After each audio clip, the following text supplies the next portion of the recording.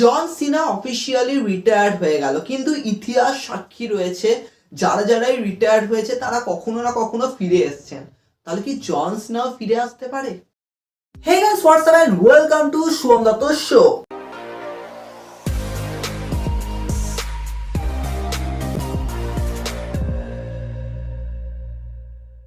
So guys, এই এপিসোডে আমরা যে ডিসকাশনটা করব, দেখো এটা একটা আধ্যাত্মিক আলোচনা, এটা কোনো রিপোর্টের উপর ভিত্তি করে নয়, কিন্তু এই ডিসকাশনটা করতে গিয়ে আমাকে অনেক এমন পয়েন্ট তুলে আনতে হবে, সেটা সত্যি তোমরা যখন শুনবে তখন তোমাদের মনে হবে যে যা কিছু হতে পারে, নেভার সে নেভার।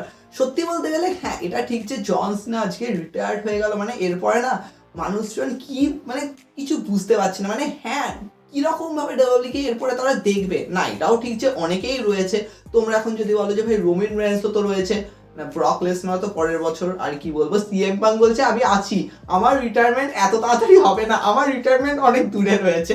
কোডির ওপর পুরো চাপ পড়েছে এখন, যেন মনে হচ্ছে আর কি বলবো। কিন্তু এটা ঠিক যে ভাই জন সিনা রিটায়ার্ড হয়ে গেল, কিন্তু হ্যাঁ আমরা কিন্তু তাকে স্টিল ট্রিবিউট দিয়ে যাব পুরো ডিসেম্বরের এন্ড অবধি। হ্যাঁ, আমি তো একটা প্লেলিস্ট বানিয়েছিলাম যেখানে আমি প্রত্যেক মাসেই জন সিনার উপর একটা করে ড্রয়িং করছিলাম, তার সাথে সাথে আমি আমার ছোটবেলার সেই স্টোরিগুলোকেও শেয়ার করছিলাম। অলরেডি অনেক ওখানে কন্টেন্ট এসছে, আরও আসবে। তবে এটা ঠিক যে আর কি মানে এবার সত্যি মানে খুবই কিছু বলার নেই, মানে সত্যি মানে কিরকম একটা যেন লাগছে, মানে আর কি ডিসকাশন করাটা, কারণ আমরা যা দেখলাম আর কিছু বলার নেই। তবে হ্যাঁ, আমরা ডিসকাশন করব, এই মানুষটাকে আমি বছরের শেষ অবধিও ট্রিবিউট দিয়ে যাব।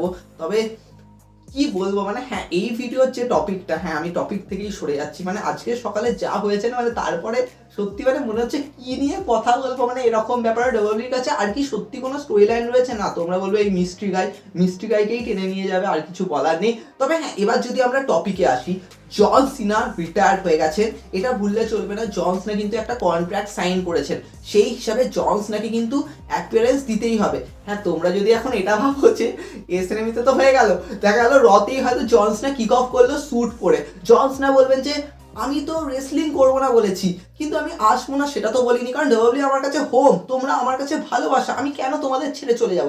এটা হলে ভাই ফ্যান্সরা ভাববে কি হলো ভাই, কি হলো, এরকম ব্যাপার না। ট্রিপল এইচ এত যে গাল খেয়েছে, এটা অ্যাটলিস্ট ট্রিপল এইচকে বাঁচিয়ে দেবে, এইটুকুনি আমি বলতে পারি। হতেই পারে হয়তো যে বছরের প্রথম রয় হয়তো কিক অফ করলো জন সিনা স্যুট পরে, আর জন সিনা বলবে যে 2025 শুরু হয়েছিল আমার রিটায়ারমেন্ট দিয়ে, এবার শুরু হবে নতুন ডব্লিউডাব্লিউ দিয়ে, আর আমি এটাকে শুরু করব।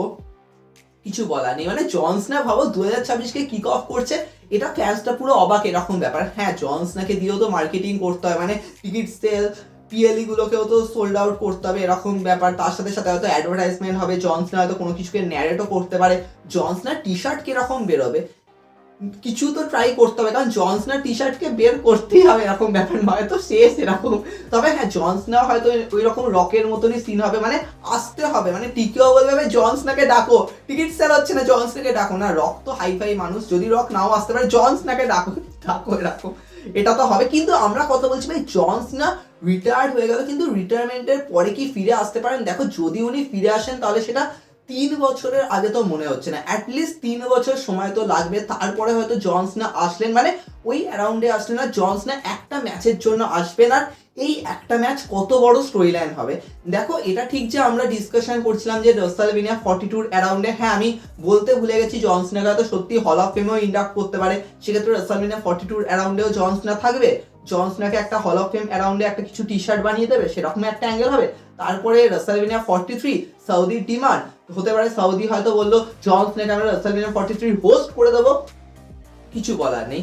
তো এরকম ড্রামা হতে পারে। কিন্তু গাইস, আমরা যেটাকে নিয়ে কথা বলছিলাম, হতেই পারে হয়তো সত্যি রক আসতো, মানে আসতো আমি বলবো, কারণ আসে তো নিয়ে, আর যদি আসতো রক আসতো জন সিনার সামনে, সেখান দিয়ে রেসলম্যানিয়া 42 সেট আপ হতো। দেখো, এটা আমার মনে হয় কোনো দরকার নেই। আর সত্যি যদি এটা ইন ফিউচার কি বলছি, পরের বছর যদি এমন কোনো ড্রামা হয় যে রক কোডির সামনে আসলো, তো ওইখানে জন সিনা চলে আসবে, জন সিনা এবার রকের এগেনস্টে যাবে, সেই সময় তো আত্মা বিক্রি করে দিয়েছিল, মানে কি আর বলবো, মানে যেটা হয়েছিল। কিন্তু এবার সত্যি জন সিনা রকের সামনে দাঁড়াবে, আর এখান থেকে না, আমার তো ভাই মনে হচ্ছে না যে ভাই 1 বছর আগে, মানে এইবার রিটায়ারমেন্ট হয়ে গেল তারপরের বছরই একটা ম্যাচের জন্য, এটা পসিবল না, এটা ভালোভাবে মানে মানে ওটা ফিল দেবে না। ভাই জন সিনা রিটায়ার্ড হয়ে গেলে নিজেই বললো যে আমি রেসলিং করবো না, তারপরে রক চলে আসলো তো ওনাকে রেসলিং করতে হবে, এটা বেকার, এটার কোনো দরকার নেই। আর আমি এটা বলবো ভাই রকের সামনে এখন যদি কোনো ম্যাচের দরকার হয় মানে রককে ওই ম্যাচটা তো খেলতেই হবে, না হলে আর কি মানে কি সাউদিতে রাসেলমেনিয়া হচ্ছে, যদি সাউদি এই ম্যাচটা না করাতে পারে রক আর রোমান রেন্স, আর তোমরা ধরে নাও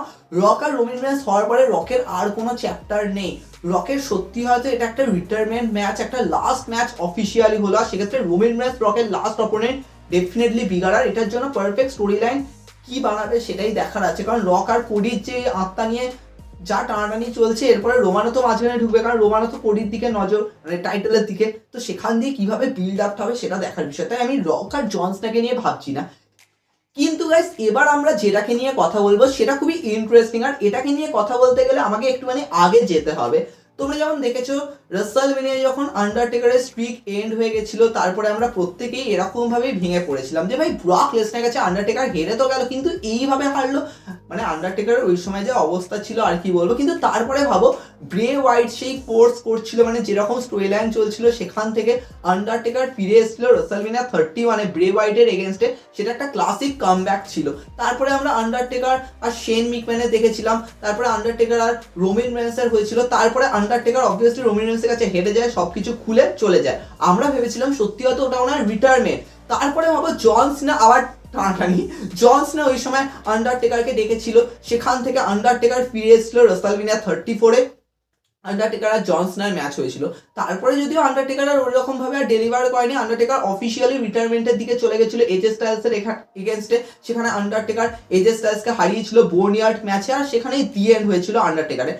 তবে দি এন্ড ওইভাবে তো হয়নি, কারণ আন্ডারটেকার নিজেই বলেছিলেন হল অফ ফেমের স্পিচের মানে একদম একদম এন্ডে যে নেভার সে নেভার, সেটাই হলো। আন্ডারটেকার কখনো কখনো আসতেন, কিছু না কিছু অ্যাঙ্গেল করতেন, লাইক রাসেলমেনিয়া 40-তে আন্ডারটেকার সেই রককে উড়িয়েছিলেন। তো এরকম ড্রামা কিন্তু আন্ডারটেকার করেছেন, তাহলে কি জন সিনা এরকম করতে পারে? কিন্তু জন সিনার ক্ষেত্রে না অতটা ইজি হবে না, কারণ জন সিনাকে আবার সেই পুরোনো ভাবে দেখতে পাওয়া সেটা অতটা ইজি নয়। জন সিনা এখন স্যুট বুট পরে এসে মারবে, সেটা অতটা মানে দেখতে ভালো লাগছে না এরকম। তো এই জন সিনাকে পুরোনো লুকে ফিরিয়ে আনতে হলে কিন্তু একটা বড় স্টোরি লাইনের দরকার, এমন কাউকে দরকার মানে যেমন ব্রে হোয়াইট আন্ডারটেকারকে ডেকেছিল বা জন সিনা আন্ডারটেকারকে ডেকেছিল, এমন কাউকে হতে হবে যে জন সিনাকে ডাকবে। এবার কেন ডাকবে সেটা হচ্ছে একটা বড় স্টোরি লাইন। এবার দেখো তোমরা বলতে পারো যে যেমন ধরো কেভিন ওভান্স আর স্টোন কোল্ড স্টিভ অস্টিনের মধ্যে হয়েছিল, কেভিন ওভান্স বারবারই ডাকছিল স্টোন কোল্ড স্টিভ অস্টিনকে, সেখান থেকে স্টোন কোল্ড স্টিভ অস্টিন এসেছিল কেভিন ওভান্স শোতে, যেটা রাসেলমেনিয়া 38 নাইট 1 মেইন ইভেন্ট হয়েছিল, সেখানে আমরা একটা ম্যাচও দেখেছিলাম। Obviously stone cold Steve Austin কবে এসে রিটায়ার্ড হয়েছেন, তারপরে ফিরে এসেছেন কেভিন ওভান্সকে একটা বেস্ট ম্যাচ দেওয়ার জন্য, সেটা ডেলিভারও করেছেন, নেক্সট লেভেলের ছিল। এরকম যদি হতে হয় তাহলে জন সিনার সামনে মানে জন সিনাকে ডাকার জন্য এমন একজন সুপারস্টারকে হতে হবে যার মধ্যে ওই এবিলিটিটা রয়েছে যে হ্যাঁ আমি চ্যালেঞ্জটা ছুঁড়বো। জন সিনা কিভাবে অ্যাকসেপ্ট করছে, জন সিনা কি সত্যি আবার বুটটা পরবেন, মানে ওই রকমই আমি বলতে চাইছি পুরো লুকে আবার ফিরে আসবেন, এটা সত্যি মানে কত বড় ব্যাপার তোমরা বুঝতে পারছো, মানে এটা কে হতে পারে। দেখো আমার মনে হয় এরকম ডেলিভার করতে হলে মানে এনএক্সটি থেকে কোনো একজন সুপারস্টার সে মেন রস্টারে এসে একটুখানি নিজেকে প্রিপেয়ার করে তারপরে মানে একটা টাইমের পরে গিয়ে জন সিনাকে ডাকছেন শুধুমাত্র একটা হিউজ হাইপ বিল্ড আপ, কোন একটা রাসেলমেনিয়া হয়তো সত্যি নাইট 1কে হেডলাইন করা হচ্ছে, জন সিনা রিটার্ন করছে রিটায়ারমেন্টের পরে, এটা একটা বিগার হতে পারে। কিন্তু ওরকম সুপারস্টার দরকার, মানে এমন কেউ যে একদম পুরো নেক্সট লেভেলের। তোমরা বলতে পারো এমন মানে যদিও আমি এটা বলবো যে ভাই আমার মাথায় আসছে না কে, তবে হ্যাঁ এটা ঠিক যে আমি বলতেই পারি হয়তো ব্রন ব্রেকার বা ব্রনসন রিড, কারণ ব্রনসন রিড ব্রন ব্রেকারের যেরকম ক্যারেক্টার হতেই পারে, হয়তো ব্রন ব্রেকার হয়তো জন সিনাকে ডাকলো, আয় দেখি তোর কত ক্ষমতা, হ্যাঁ তুই রিটায়ার্ড তো হয়ে গেছিস কিন্তু তুই কি এখন সত্যি চ্যাম্প রয়েছিস, তো এরকম ব্যাপার সত্যি হয়তো তখন জন সিনা অ্যান্সার দিল, আর সত্যি জন সিনা ফিরে আসলো ব্রন ব্রেকার এগেনস্টে। কিন্তু দেখো যদি এই ম্যাচটা হয় মানে যদি জন সিনা ফিরে আসেও, যদি জন সিনা কোনো একটা ম্যাচ খেলেও, জন সিনা কিন্তু তখন আর পাসিং দ্য টর্চ মুভমেন্ট করতে পারবে না, এটা অসম্ভব। কারণ জন সিনা একবার গুন্থারের কাছে হেরে গেছে, উনি ট্যাপ আউট করেছেন, তারপরে জন সিনা আসবে সেই সুপারস্টারকে আবার মানে গ্রো করার জন্য, এটা ইম্পসিবল। কারণ জন সিনা রিটার্ন করছে রিটায়ারমেন্টের পরে, আর জন সিনা সেই ম্যাচও হেরে যাচ্ছেন শুধুমাত্র ওই সুপারস্টারকে এলিভেট করার জন্য, সেটা বেকার। তার মানে এটা বুঝতে হবে যে জন সিনা যখন রিটার্ন করবে রিটায়ারমেন্টের পরে, তার মানে ওই ম্যাচটায় জন সিনাকে জিততেই হবে। যেমন আমরা স্টোন কোল্ড স্টিভ অস্টিনের ক্ষেত্রেও দেখেছিলাম যেমন তোমরা বলতে পারো আন্ডারটেকারের ক্ষেত্রে আমি বলবো না, কারণ আন্ডারটেকার তো ঠিক আছে চলো হ্যাঁ ব্রে হোয়াইটকে হারিয়েছিলেন, তারপরে জন সিনাকে হারিয়েছিলেন, রোমান রেন্সের কাছে হেরে যাওয়ার পরে আমরা যেরকমভাবে ড্রামা দেখেছিলাম, কিন্তু জন সিনা আসবে এমন কারোর সামনে যাকে উনি হারাবেন, আর এটা একটা এমনভাবে স্টোরি লাইন বিল্ড করা হবে যেটা মনে হবে যে হ্যাঁ ভাই জন সিনা রিটায়ারমেন্টের পরে রিটার্ন করছে। এটা অতটা পসিবল নয়, এটা সত্যি অতটা পসিবল নয়। কিন্তু গাইস এখানে আমি দুজন সুপারস্টারের নাম তুলবো, তারা চাইলে কিন্তু এটা করতে পারে। দেখো প্রথমেই যে সুপারস্টারকে আমি নিয়ে কথা বলবো সে হচ্ছে সিএম পাং। এটা ঠিক যে সিএম পাং এবছর মানে যেভাবে বলেছিলেন যে আমাকে জাস্ট একটা সুযোগ দাও, সামান্য সুযোগ, আমি বেশি কিছু চাই না, আমি জন সিনার সাথে কিছু না কিছু মোমেন্ট শেয়ার করতে চাই, আর সেটা উনি পেয়েছেন। নাইট অফ চ্যাম্পিয়ন্সে আমরা দেখেছি উনি বারবারই বলছেন যে হ্যাঁ আমি চেয়েছিলাম এই রিটায়ারমেন্ট ট্যুরের পার্ট হতে, আমি সেটা হয়েছি, এটা সত্যি আমার কাছে বড় পাওয়া। এবার ভাবো সিএম পাঙ্কের কেরিয়ারের হাইলাইট কিন্তু জন সিনা, কারণ জন সিনা যেভাবে সিএম পাঙ্কে সুযোগ দিয়েছিল সেই সময়, অবভিয়াসলি হতেই পারে হয়তো সিএম পাঙ্ক তার রিটায়ারমেন্ট ম্যাচ হয়তো জন সিনার এগেনস্টে চাইলো, হতেই পারে হয়তো সিএম পাঙ্ক বলে যে না আমি রিটায়ার্ড হব, আমি কাউকে কোনো pass in the torch movement দেবো না, হতেই পারে উনি হয়তো তার আগে কারোর কাছে হেরে গেছেন, কিন্তু জন সিনাকে ডাকবেন শুধুমাত্র এই লাস্ট একটা ম্যাচ খেলার জন্য, আর সেটাই হবে সিএম পাঙ্কের লাস্ট ম্যাচ, আর সেখানে সিএম পাঙ্ক জন সিনার কাছে হেরে যাবেন, এটাই হবে সিএম পাঙ্কের লাস্ট ম্যাচ। দেখো এরকম একটা ড্রামা হতে পারে, কিন্তু এটা চান্স খুব কম, আর যদি এটা হয়ও তোমরা বলবে ভাই সিএম পাঙ্ক যা বলছে ভাই আমার রিটায়ারমেন্ট অনেক দূরে রয়েছে, সেক্ষেত্রে সিএম পাঙ্ক কবে রিটায়ার্ড হবেন, তার জন্য জন সিনা কি সত্যি আসবে, আর এটা কি সত্যি এক্সিকিউট হবে নাকি ট্রিপল এইচ বলবে এত ভাবার কিছু নেই, একজন সুপারস্টারকে গ্রো করতে হবে, সিএম পাঙ্ক হারবে এরকম, সেটা হলে খুবই খারাপ।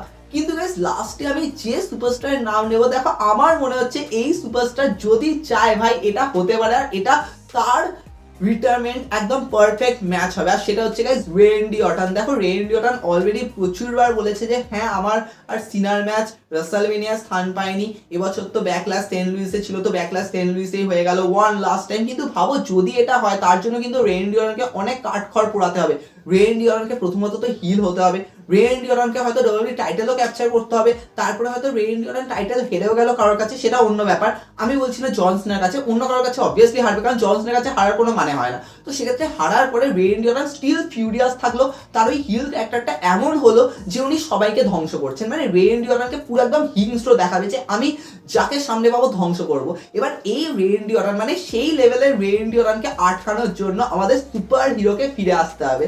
এবার এখান থেকেই আমরা দেখতে পাবো যে জন সিনা আসবে রেন্ডি অর্টনের সামনে। দেখো যদি এটা হয় এটা একটা কিন্তু নেক্সট লেভেলের এক্সিকিউশন, আর এটা হবে রেন্ডি অর্টনের লাস্ট ম্যাচ, আর পসিবলি রেন্ডি অর্টনের সেক্ষেত্রে লাস্ট ম্যাচ হয়তো রাসেলমেনিয়াতে হবে না, এই সমস্ত এসএনএমিতে করা বেকার, কারণ রেন্ডি অর্টন চেয়েছিল জন সিনার সাথে একটা ম্যাচ রাসেলমেনিয়া, মানে উনি বারবারই বলছেন যে আমাদের রাইভালরি রাসেলমেনিয়া স্থান পায়নি, তো সেক্ষেত্রে গাইস এটা হতে পারে। কিন্তু যদি গাইস এটা হতে হয় রেন্ডি অর্টনকে কিন্তু একটা ভয়ানক বুকিং এ থাকতে হবে, ওনাকে আমরা যা দেখছি মানে উনি এমনি থাকেন না আবার ভয়ানক বুকিং এ, তো এটা কিন্তু খুবই দরকার। তাই আমার মনে হচ্ছে রেন্ডি অর্টনই পারে জন সিনাকে ফিরিয়ে আনতে, আর এটা একটা ক্লাসিক রেন্ডি অর্টনের ক্ষেত্রে রিটায়ারমেন্ট ম্যাচ হবে। আর ভাবো জন সিনা রেন্ডি অর্টন সেই লেভেলে হিরো ভার্সেস ভিলেন ওই ডেলিভারটা করবে, আর সেক্ষেত্রে সত্যি মানে রাসেলমেনিয়ার মেন ইভেন্টও ডেফিনেটলি ভাই রেন্ডি অর্টনের লাস্ট ম্যাচ বলে কথা, তো এটা একটা ক্লাসিক এক্সিকিউশন হবে। তোমাদের কি মনে হয় কমেন্টে জানাতে পারো। দেখো এটা ঠিক যে জন সিনা রিটায়ার্ড হয়ে গেছে, এখন আমাদের কয়েক বছর এটা খুবই মেনে চলতে হবে, কিন্তু তারপরে গলা গেল আর কিছু বলার নেই, এবার রেস্ট নিতে হবে। কিন্তু সত্যি মানে রেন্ডি অর্টনই পারে ভাই জন সিনাকে ফিরিয়ে আনতে।